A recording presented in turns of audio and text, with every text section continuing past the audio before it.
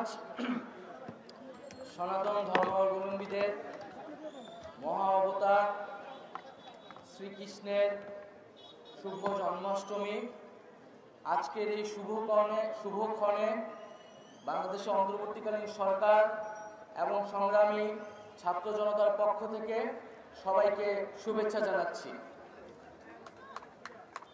আপনারা জানেন যে একটি অভ্যুত্থানের মধ্য দিয়ে আমরা ছাত্র জনতা বাংলাদেশ থেকে স্বৈরতন্ত্র এবং জুলুমকে উৎখাত করেছি এবং আমরা বাংলাদেশের জনগণ এবং নাগরিকের কাছে প্রতিশ্রুতিবদ্ধ হয়েছি যে বাংলাদেশ থেকে সকল প্রকার বৈষম্য, সকল প্রকার জুলুম, সকল প্রকার নিপীড়নকে আমরা উৎখাত করব।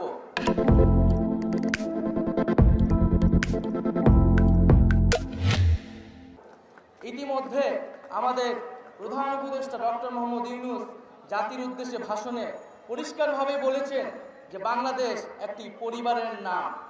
সেই একই কথাই আমি প্রতিধ্বনিত করতে চাচ্ছি যে বাংলাদেশ একটি পরিবারের নাম, একটি দেহের নাম।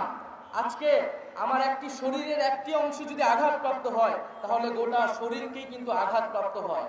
একইভাবে যদি আমার একটি দেশের যে কোনো জনগোষ্ঠী, সংখ্যালঘু জনগোষ্ঠী যদি আঘাতপ্রাপ্ত হয়, যদি অনিরাপদ থাকে, তাহলে গোটা বাংলাদেশই কিন্তু অনিরাপদ থাকে।